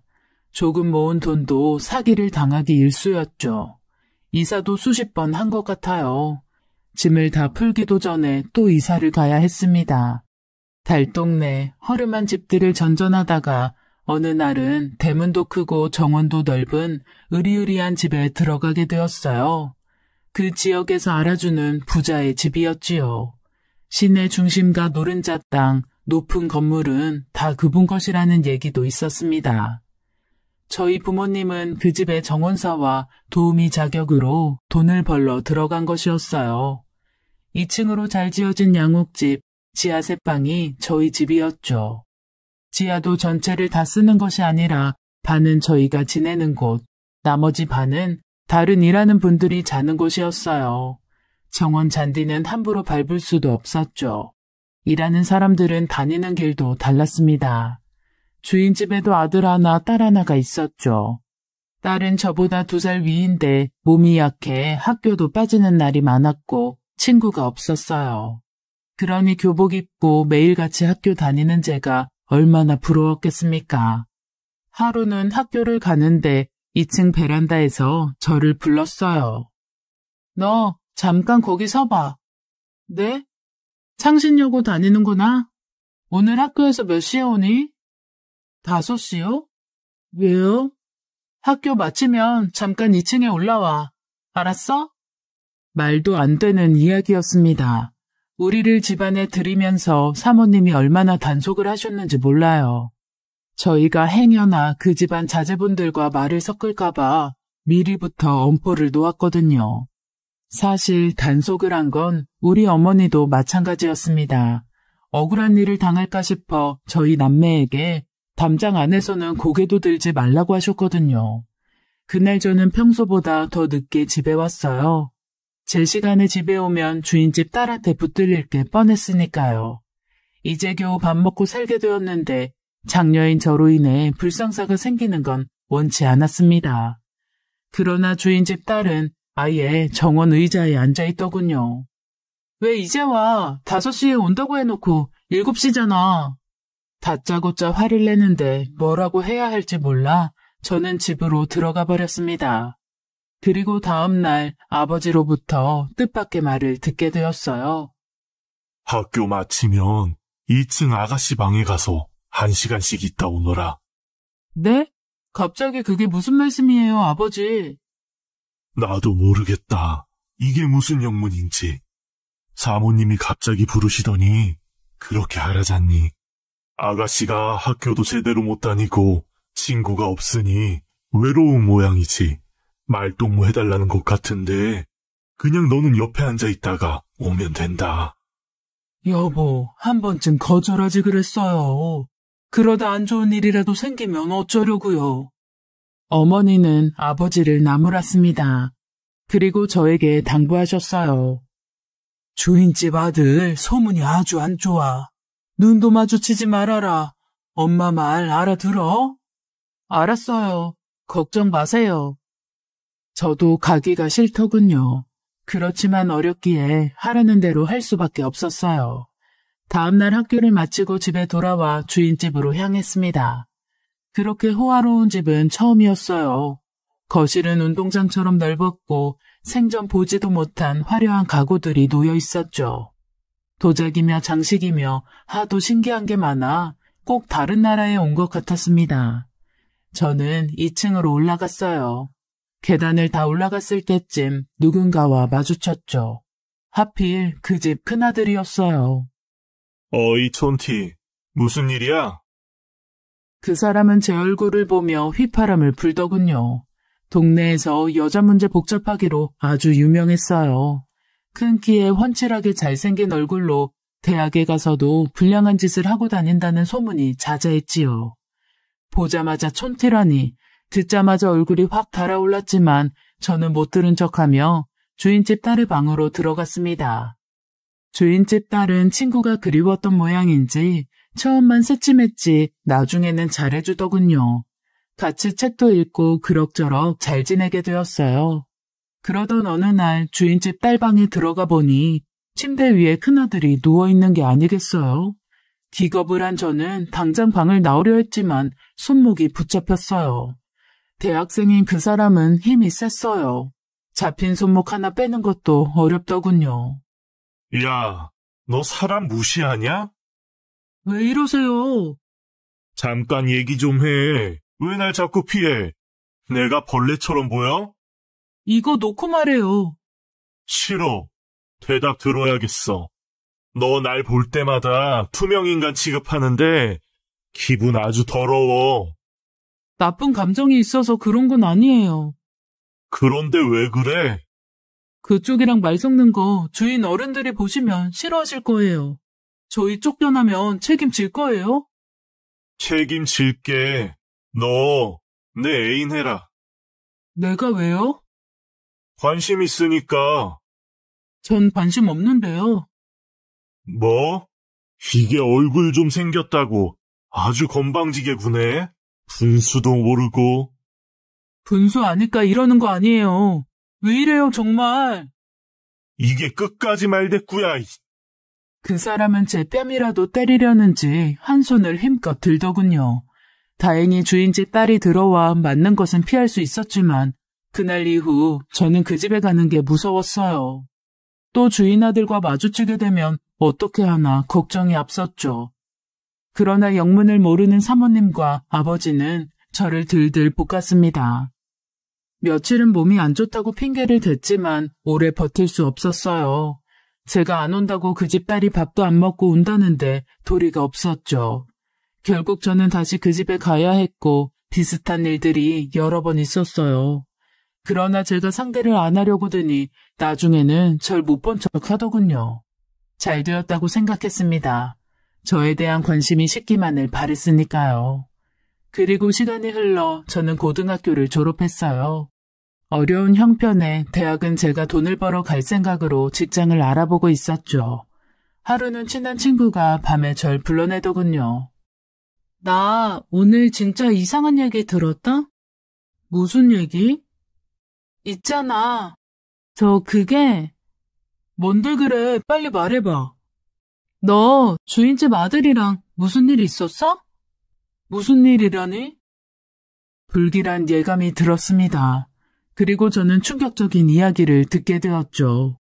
제가 그의 아이를 가졌다는 소문이 동창들 사이에 파다하게 퍼져 있다는 것이었어요. 절대 아니야. 넌 그 말을 믿어? 아니지. 나는 믿는데 소문이 문제다. 이미 사실이 되어버렸어. 네가 여동생 방에 들락거리는 척하면서 자기 꼬셔서 애 가졌다더라. 아주 작정하고 떠벌리고 다녀. 그날 밤 저는 주인집 사모님에게 머리채를 잡혔습니다. 소문을 듣고 그런 것이었죠. 은혜를 원수로 갚아? 영균이 우리 집안 3대 독자야, 이거사. 어디 감히 우리 애한테 꼬리를 쳐? 이게 무슨 일이야? 여보, 글쎄 얘가 영균이 애를 가졌다잖아요. 감히 주제도 모르고 천한 게 누굴 꼬셔 이를 이 지경으로 만들어? 아이고, 내가 못 살아. 그게 사실이야? 영균이 어디 있어? 당장 데리고 와! 그러나 그 사람은 집에 돌아오지 않았고 저희 가족은 맨몸으로 쫓겨나고 말았어요. 기가 막혀 골목 어귀에 서 있는데 용달차 하나가 다가와 서더군요. 정 사장님 때 일해주시던 분들이죠? 타세요. 네? 그댁 아드님이 보내셨어요. 돈도 다 지불하고. 일단 타세요. 길에서 밤샐 거예요? 제 눈에 불꽃이 일더군요. 그냥 가세요. 누나, 이게 다 누구 때문인데 그래? 저는 깜짝 놀라 동생을 바라보았습니다. 이제 고3이 된 남동생은 저를 원망하고 있었습니다. 우리 갈 때나 있어? 그리고 누나 정말 결백해? 그 형이랑 말 한 번 안 섞은 거 맞아? 그게 무슨 말이야? 너도 그 이상한 소문이 진짜라고 생각하는 거야? 미쳤어? 됐어. 나 대학 못 가면 다 누나 탓이야. 누나가 다 책임지라고. 다리에 힘이 풀려 저는 자리에 주저앉고 말았습니다. 부모님도 동생을 말리지 않았어요. 소문이 사실이든 아니든 저 때문에 다 잃게 된 건 사실이었으니까요. 하는 수 없이 우리는 용달차에 올랐고 차는 옆 동네 언덕 꼭대기에 도착했습니다. 방 한 칸짜리 낡은 집, 이불 한 장 없는 그곳에서 우리 가족은 뜬 눈으로 밤을 보내야 했어요. 다음 날 아침 주인집 아들이 찾아왔습니다. 어떻게 된 거예요? 그 소문은 뭐고? 이 집은 또 뭐예요? 우리 내일 이사 나갈 거예요. 이 동네 뜰 거니까 그렇게 알아요. 돈 한 푼 없이 쫓겨난 거 내가 다 알고 있는데 이사? 훅 키고 있네.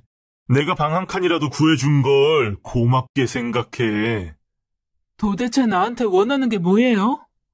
여기서 얘기하긴 좀 그렇고 차에 타.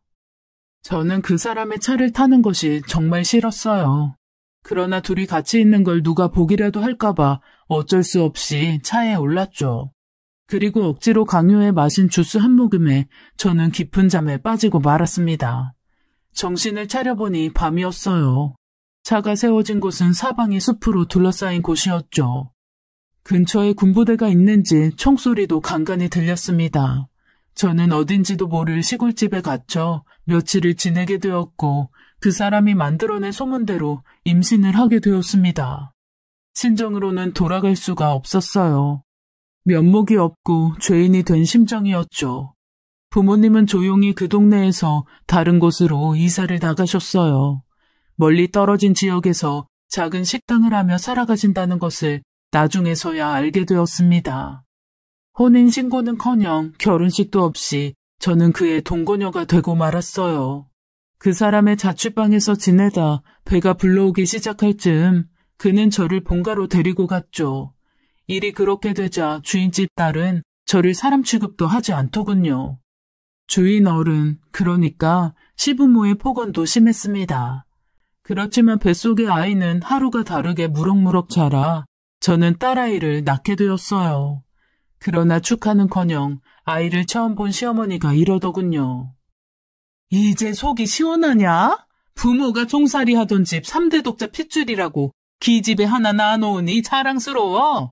참 뻔뻔도 하다. 내 아들 인생 망쳐놓고 미역국이 목구멍에 넘어가? 어머니, 어떻게 그런 말씀을 하세요? 내 인생을 망친 건 당신 아들이라고 말을 하고 싶었지만 안고 있는 아기가 걸려 차마 그 말을 뱉을 수가 없었어요. 시어머니의 폭언에도 남편이라는 사람은 비웃고만 있었죠. 그게 아이 아빠라는 사람의 야비한 본성이었습니다. 가슴이 무너져 내렸지만 슬퍼할 수만은 없었어요. 엄마가 세상 전부인 작은 아이가 저를 바라보고 있었으니까요. 저는 오로지 아이만을 위해 살기로 작정하고 마음을 다잡았습니다.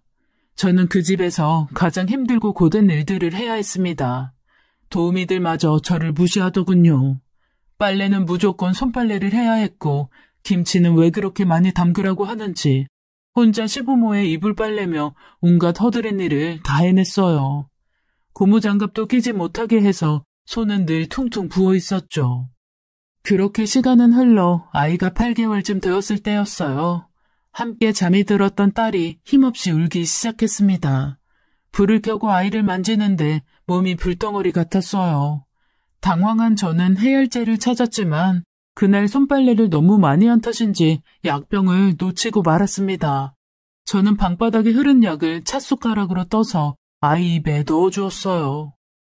아가, 꿀꺽 삼켜. 약을 넘겨야지. 못 넘기겠는지 아기는 약을 뱉더군요. 낮에 먹은 것을 다 토하더니 급기야 얼굴이 파랗게 창백해지는 아이를 안고 저는 남편의 방으로 뛰어 올라갔습니다. 여보, 여보! 급한 마음에 2층 애아빠의 방문을 다급히 열었는데 그 사람은 혼자가 아니었어요. 제가 아닌 다른 여자와 한 침대에 누워 있었더군요. 보자마자 남편이란 인간은 제게 따귀를 올려붙였습니다. 너 미쳤어? 여기가 어디라고 함부로 올라와? 아기가 아파요. 병원에 당장 가야 해요. 그게 무슨 대수라고. 네가 알아서 해. 내가 알아서 할게요. 근데 병원 갈 돈이 없어. 돈이라도 줘요, 빨리. 밑에서 시어머니의 목소리가 들렸습니다. 무슨 일이야? 왜 이렇게 소란스러워? 그는 돈 몇 장을 거실에 뿌리고는 문을 쾅 닫아버렸습니다. 그때쯤 아이는 우는 것도 힘든지 숨이 꼴딱꼴딱 넘어가려고 하더군요. 저는 아이를 안고 계단을 뛰어내려갔습니다. 그런데 시어머니가 저를 막더군요. 너 지금 뭐 하는 거냐? 비켜주세요, 어머니. 지금 병원에 빨리 가야 해요. 저는 발을 동동 굴렀습니다. 가지 마라. 애 조금 아픈 것 같고 호들갑 떨 필요 없다. 왜 그러세요? 왜 문을 막고 그러세요? 그러나 시어머니는 끄떡도 하지 않았습니다. 병원 가서 애 아빠라고 우리 영준이 이름 대지 말아라. 뭐라고요? 얘가 우리 집 핏줄이라고 떠벌리지 말라는 얘기야. 체면 깎이니까. 기가 막혔습니다. 이 상황에서 집안 체면 생각하는 시어머니가 사람 같아 보이지 않았어요. 다급한 마음에 저는 문 앞을 가로막은 시어머니의 어깨를 확 밀쳐냈습니다. 저는 아이를 안고 맨발로 뛰어나가 곧장 택시를 잡아탔어요. 조금만 늦었어도 열이 너무 높아 큰일 날 뻔했다더군요. 아이는 폐렴으로 일주일 넘게 병원에 있어야 했습니다. 천만다행으로 아이는 잘 회복되었고 퇴원한 지 얼마 안 되어 저는 하늘이 무너지는 소식을 듣게 되었죠. 아이 아빠의 혼사가 진행되고 있다는 얘기를 듣게 된 겁니다. 여보, 그게 무슨 말이에요? 결혼이라니. 내가 멀쩡히 이렇게 살아있는데, 우리 아기가 있는데. 너랑 내가 결혼식을 올렸어. 혼인신고를 했어. 우리 아무 사이도 아니잖아. 이제 너한테 없던 정도 다 떨어졌으니까 제발 집에서 좀 나가라. 응? 꼴도 보기 싫다고. 아이 아빠가 결혼하겠다는 여자는 사업가 집안의 딸이더군요. 여자 쪽에서 제 존재는 몰랐던 것 같았어요. 제가 임신했다는 소문만 무성했을 뿐 저는 누구의 눈에도 띄지 않았으니까요. 얼마 지나지 않아 시부모가 저를 부르더니 돈봉투를 내밀더군요. 여기 이거 받고 각서 쓰고 나가라. 이 돈 받는 대신 우리 집 근처에 얼씬도 하지 말고 영균이 앞길 더 이상 막지도 말어. 아기도 네가 데리고 나가. 2년 딱 끊고 살자. 저는 독이 올랐습니다. 딸을 위해 모든 것을 참아와야 했던 저는 눈이 돌아갔어요. 아무것도 잃을 게 없다고 생각하니 말이 술술 나왔습니다. 말은 바로 하셔야죠. 제가 이 사람 앞길을 막았던 적이나 있었나요? 이제라도 나가게 해주시니 고맙네요. 영 끊고 싶은 마음은 제가 더 컸으니까요. 그리고 언젠가는 이 업보 다 받게 되실 겁니다. 제가 멀리서 지켜볼게요. 잘 사나 못 사나. 이제야 네가 본성을 드러내는구나. 천한 게 어디 이 집안 며느리가 되려고 수작을 부려. 가난뱅이들 적선 베풀어준 결과가 이렇구나. 이래서 집도 절도 없는 것들은 거두면 안 돼. 영균아, 쟤 내보내라. 아줌마 불러서 소금 한 바가지 뿌리라고 해. 가, 나가라고! 건드리지 마. 내 발로 나갈 테니까. 대문 앞에서 소금이 든 바가지를 든 아주머니가 서 있더군요. 저는 바가지에 손을 넣어 소금을 한 주먹 움켜쥐고 아이 아빠라는 인간의 얼굴에 확 뿌렸어요. 그것 가지고는 분이 풀리지 않았지만 어쩔 수 없었습니다. 대문은 곧 닫혔고 그 길로 집을 나왔어요. 당장은 속이 후련하더군요. 아이 아빠와 결혼한다는 여자를 만나볼까 생각도 해봤지만 저 집구석과는 더는 엮이기 싫다는 생각이 커 그것도 관뒀어요. 무작정 시외버스를 타고 멀리 떠났습니다. 버스를 타고 나서야 열어본 봉투에는 정말 적은 돈이 들어있더군요. 기대도 안 했지만 어이가 없었습니다. 저는 아기를 업고 숙식이 제공되는 일자리를 찾아다녔어요. 아기를 돌보며 일을 해야 하니 구할 수 있는 일이 많지 않았죠. 수십 번의 퇴짜를 맞았지만 죽으라는 법은 없는지 결국 일을 구하게 되었어요. 혼자 양선지 해장국집을 운영하는 할머니가 제 딱한 사정을 아시고는 받아들여 주신 겁니다. 사정이 어떻든 간에 일 시켜보고 별로다 싶으면 내보낼 거야. 열심히 할게요. 시켜만 주시면 뭐든 다 할게요. 바로 그날 저는 저녁 장사부터 설거지와 청소를 닥치는 대로 했어요. 식당은 작은데 문을 닫을 때까지 손님이 바글바글했죠.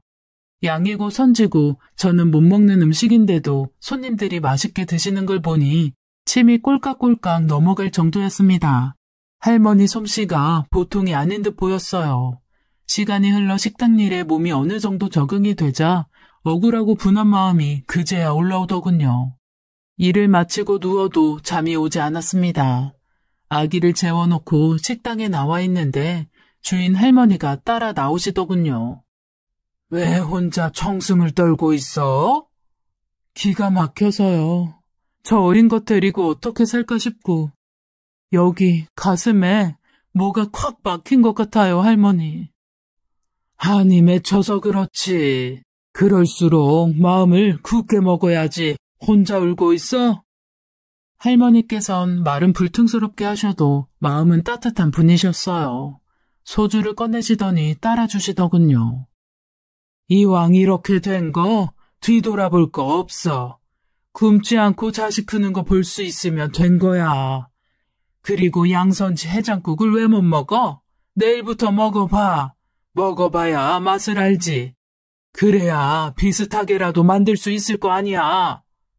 원래 고기를 좋아하지 않아 할머니의 해장국도 우거지만 건져 먹었는데 그걸 눈여겨보신 것 같았어요. 이거라도 배워두면 먹고 살 일은 걱정 없어. 내가 자식이 있어, 남편이 있어. 오로지 해장국 만들어 팔면서 장사하고 돈 버는 재미로 버틴 거야. 속 시끄럽게 지난 일 생각 말고 어여 한 잔 마시고 들어가. 보니까 손도 빠르고 몸도 부지런한 게 마음만 굳게 먹으면 잘하겠어. 나처럼 살아. 그럼 돼. 정신이 번쩍 들더군요. 그 뒤로 할머니의 비법을 하나하나 배워나갔어요. 양이며 선지며 내장과 피냄새가 역하기도 했지만 내 자식 먹여 살릴 보배다 생각하니 가끔 나오던 헛구역질도 쏙 들어가더군요. 3년 정도 고생하니 비슷하게나마 할머니 해장국 맛을 따라할 수 있게 되었습니다. 주인 할머니는 아이가 5살 되던 해 봄 주무시다 그대로 영면하셨어요. 팔 한쪽이 떨어져 나가는 것 같더군요. 친할머니를 잃은 듯 허망하고 슬펐습니다. 장례를 잘 치러드린 뒤 저는 친정 부모님을 불러 가게를 꾸려나가기 시작했어요. 든든한 지원군이 붙으니 장사가 더 잘 되더군요. 넓은 곳으로 식당을 옮겼는데도 자리는 늘 꽉 찼습니다. 평생 돈 모을 일 없을 거라 생각했는데 통장에 돈이 쉴 새 없이 불어나더군요. 저는 식당에 있던 건물을 사서 2층까지 좌석을 만들어 열심히 장사를 했습니다. 맨 위층에 부모님과 함께 살면서 아이를 키웠어요. 남동생 공부 뒷바라지도 해줄 수 있었죠. 그렇게 신명나게 장사를 하고 있던 어느 날 믿을 수 없는 일이 벌어졌어요. 오랜만이야. 뻔뻔스럽게도 아이 아빠가 찾아왔더군요. 그러나 옛날에 겁 많던 제가 아니었습니다. 부모님이 제 뒤에 계셨고 저는 이제 아무것도 무서울 게 없었어요. 나가요. 장사 방해하지 말고 그쪽이랑은 할 말 없으니까. 그 사람은 영업이 끝날 때까지 기다렸던 모양입니다. 식당 문을 닫으려는데 또다시 찾아왔더군요. 조만간 누가 찾아올 거야. 예전에 너 약속한 거 있지? 돈도 받았잖아. 나 아냐고 물어보면 무조건 잡았대. 도대체 무슨 소리예요? 자세한 건 알 거 없고 시키는 대로 해. 알겠어? 무릎 꿇고 빌어도 시원찮을 판에 지금 누굴 협박해요? 그는 분하다는 표정을 지을 뿐 더 말이 없었습니다. 저는 혹시나 싶어 물어보았어요. 궁금하지도 않아요? 뭐가? 당신 핏줄. 관심 없어. 그 사람은 그대로 식당을 나가버리더군요. 사람의 탈을 쓴 짐승이었어요. 아빠 얼굴도 모르고 자란 불쌍한 내 아이가 떠올라 가슴이 아파왔어요. 그러나 저런 아빠는 없는 게 낫다는 생각도 들더군요.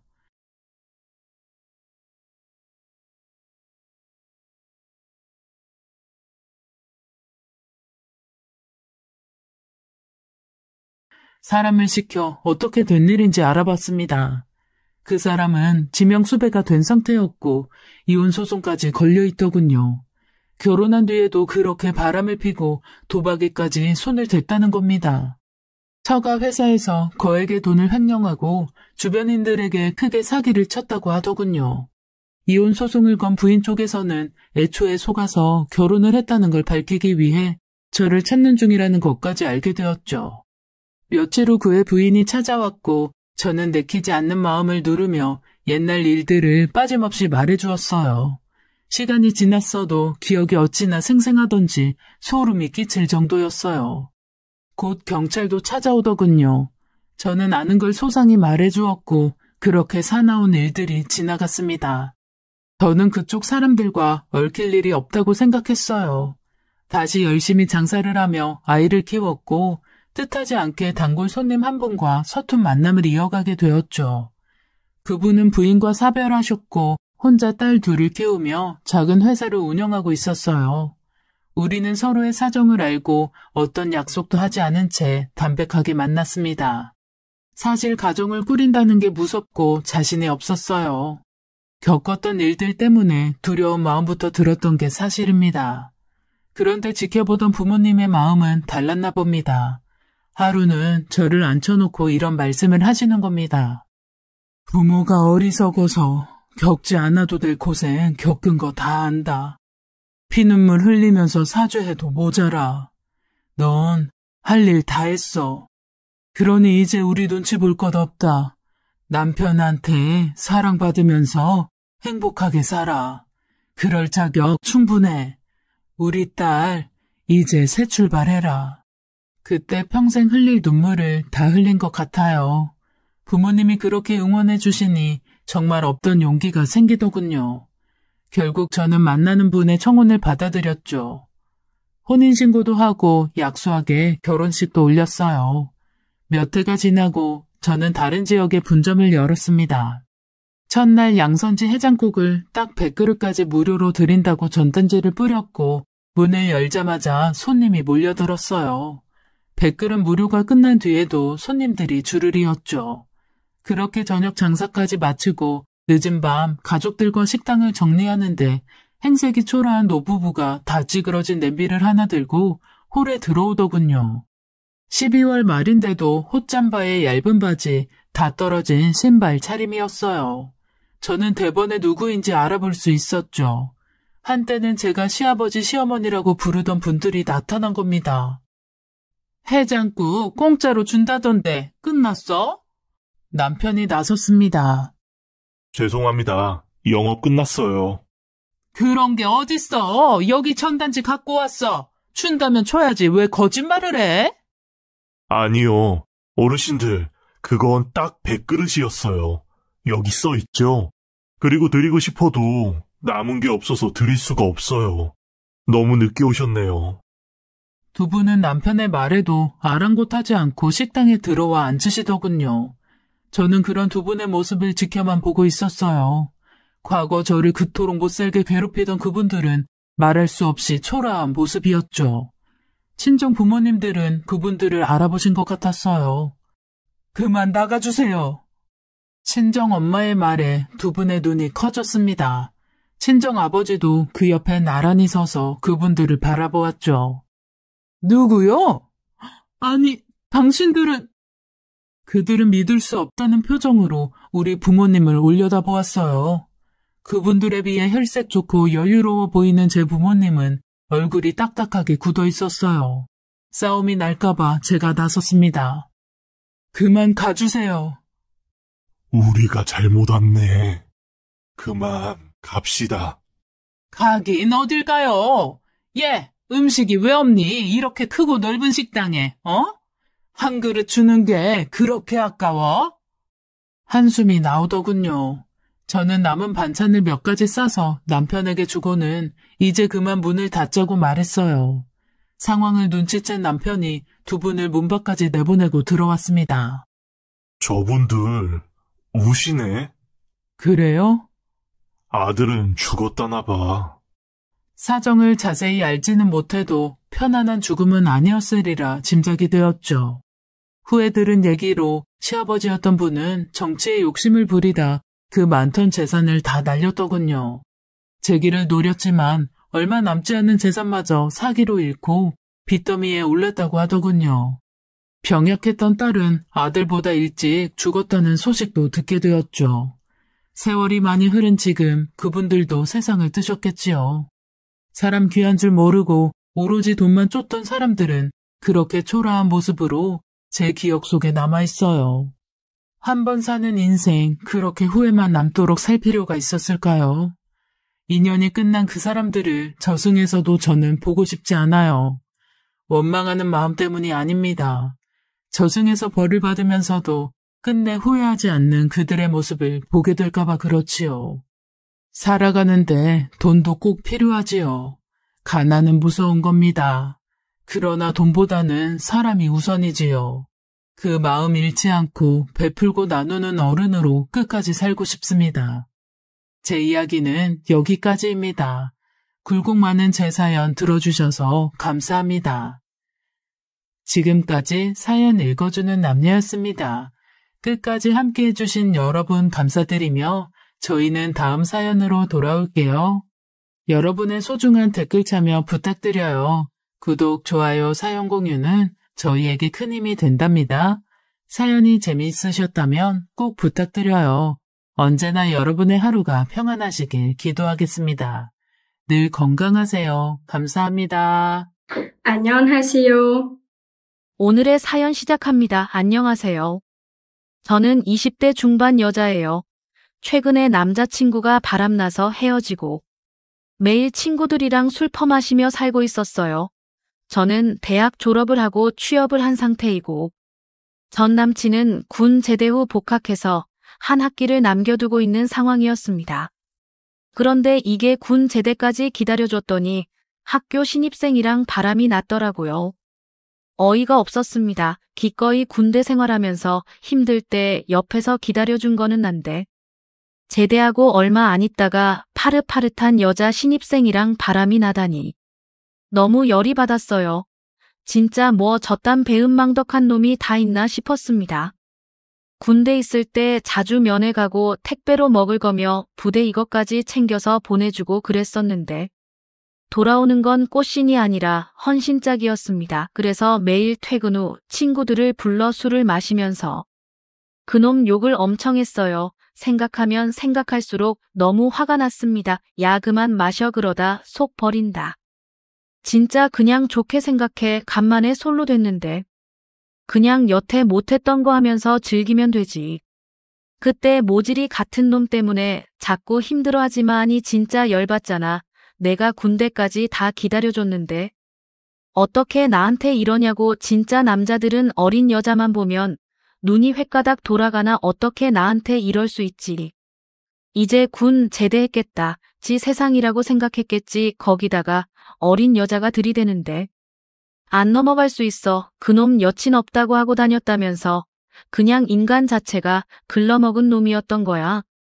진짜 열받아. 진짜 재수없어. 내가 그동안 그놈 때문에 못했던 거. 진짜 실컷 하면서 산다. 그래. 오늘까지만 술 진탕 마시고. 이제 그만 슬퍼해. 이러는 시간이 아까운 거야. 즐겨야지. 나 제일 먼저 타투할 거야. 타투하고 싶은 거. 그놈이 못하게 해서 안 했는데. 이제 당당하게 할 거야. 요즘 남녀 할 거 없이 타투를 패션으로 많이 하는데. 저도 그냥 좋은 문구 레터링으로 하고 싶었거든요. 근데 전 남친이 그런 걸 왜 하냐고 못하게 해서 안 했는데. 이제 간섭할 남자친구도 없겠다. 이때 해야지 싶었습니다. 친구들이랑 술을 마시고. 집에 와서 뻗은 다음날 일어나서 타투샵을 알아봤어요. 마음먹은 김에 빨리 하고 싶어서 최대한 예약이 빨리 되는 곳으로 알아봤습니다. 후기도 좋고 타투이스트가 잘생겼다는 곳이 눈에 보여서 예약 문의를 했어요. 안녕하세요. 레터링 문구로 타투 예약하고 싶어서 연락드려요. 바쁜지 한참 뒤에 답장이 왔습니다. 네, 안녕하세요. 가장 빠른 일자는 수요일 마감 시간 예약이 하나 캔슬돼서 가능하고요. 수요일 제외하고는 빠르면 3주 뒤에 가능합니다. 저 수요일 마감 시간으로 할게요. 예약해주세요. 타투를 하라는 신의 뜻인지. 마침 딱 모레 날짜에 자리가 나서 예약을 했습니다. 너무 두근거렸어요. 계속해서 후기를 찾아보면서 혹시 아프지는 않을까, 이쁘게 나올까 여러 걱정을 하면서도 설레었습니다. 수요일이 돼서 퇴근을 하고 예약 시간까지 시간이 좀 남아서 근처에서 친구를 만나 저녁을 먹고 가기로 했어요. 친구한테 하고 싶은 문구 보여주면서 어떤 느낌의 필체로 해야 잘 어울릴지 얘기를 나누고 결정하고 타투를 받으러 갔습니다. 들어갔더니 아직 이전 손님이 타투를 받고 있더라고요. 대기석에 앉아서 기다렸어요. 한 10분쯤 뒤에 끝이 났고 이제 제 차례가 되었습니다. 죄송해요. 전에 고객님 작업이 생각보다 오래 걸렸네요. 아니에요. 괜찮아요.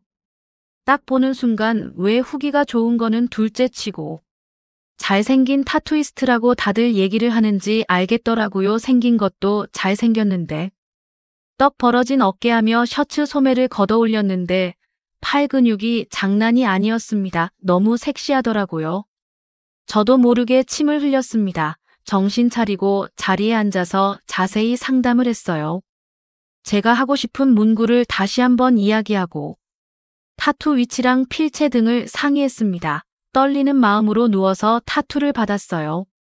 저는 가슴 및 갈비뼈 쪽에 타투를 하려고 했습니다. 아픈 부위라고는 하는데 직장을 다니기도 하고 잘 안 보이는 곳에 하고 싶었어요. 후회할 일은 없겠지만 혹시나 나중에 후회를 하더라도 안 보이는 부위에 하면 크게 상관없겠다고 생각을 했습니다. 위쪽 속옷을 벗고 테이프 같은 걸 가슴에 붙이고 작업을 했습니다. 저는 현재를 즐겨라 문구를 영어로 새겼어요. 타투할 위치에 전사를 찍고서 작업을 해주셨습니다. 뭔가 어찌되었든 남자 앞에서 그러고 누워있으니까 왠지 모르게 흥분되더라고요. 처음 보는 남자 앞에서 누워있고 그 남자는 섹시한 팔뚝으로 저에게 가까이 와서 갈비뼈 쪽에 작업을 해주니 심장이 떨렸어요. 정적 속에서 타투하는 소리랑 저와 그 남자가 침 삼키는 소리만이 들렸습니다. 생각했던 것보다 빠르게 작업이 끝났고 마무리로 알로에 젤을 발라줬어요. 그리고 진정시키면서 기다리고 있는데 되게 조심스럽게 자리를 피해서 앉더라고요. 그리고 알로에 젤을 닦아주면서 보호 필름을 붙여주는데 그 남자의 단단해진 그곳을 봤습니다. 저도 타투를 받으면서 굉장히 묘하게 흥분이 되었는데 이 남자도 그랬나 봐요. 저는 많은 고객들을 받으니까 그런 거에 되게 감흥 없이 아무 반응이 없을 줄 알았는데 아니었나 봅니다. 그 모습을 보고 저도 모르게 도발을 했어요. 이 남자가 되게 마음에 들었거든요. 혹시 매번 여자들이 이렇게 해줄 때마다 그렇게 단단해지세요? 네, 아니요. 아, 죄송해요. 원래 안 이러는데. 근데 왜 그렇게 단단해지셨지? 죄송해요. 너무 불쾌하시죠? 제가 원래 이러는 사람이 아닌데. 고객님이 너무 제 스타일이라 제가 좀 흥분했나 봐요. 저는 그 말을 듣고서 이게 웬 떡이냐 싶었습니다. 사장님, 제가 마지막 손님이죠. 여기 올 사람 없죠? 네, 마지막이에요. 올 사람도 없고요. 저 되게 시간 많은데 그리고 저도 사장님 마음에 들거든요. 그 남자를 엄청나게 도발했어요. 저는 누워있는 상태로 그 남자의 얼굴을 끌어당겨 키스를 했습니다. 그 남자도 입맞춤을 하면서 서로를 알아가기 시작했어요. 그렇게 우리는 조심히 즐거운 시간을 보냈습니다. 좁은 베드 위에서 하니 굉장히 색다르고 조심스러웠어요. 저 또 놀러 와도 되죠? 그럼요, 언제든지요. 타투 관련 주의사항을 듣고 연락을 하며 지내기로 했습니다. 마감 시간에 맞춰서 종종 샵으로 놀러 갔고 우리는 샵에서 즐거운 시간을 보냈어요. 그리고 정식으로 사귀게 되었습니다. 아직까지도 잘 만나고 있어요. 전 남친 때문에 힘들었던 게 언제였는지 기억도 안 날 만큼 너무 행복한 시간을 보내고 있습니다. 커플 타투도 할 생각이에요. 어떻게 보면 전 남친 덕에 좋은 사람을 만나서 고맙네요.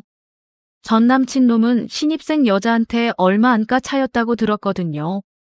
처음에야 복학생이 군 제대도 했겠다 뭔가 든든해 보였겠지만 젊은 남자애들도 수두룩한데 늙은이 복학생이 계속 눈에 들어올 리가 없죠. 그리고 그놈 못생겼거든요. 차였다는 소리를 듣고 막혀있던 게 쑥 내려가듯 홀가분해졌습니다. 오늘의 사연 여기까지입니다. 오늘도 들어주셔서 감사해요. 구독, 좋아요, 알림 설정 부탁드려요.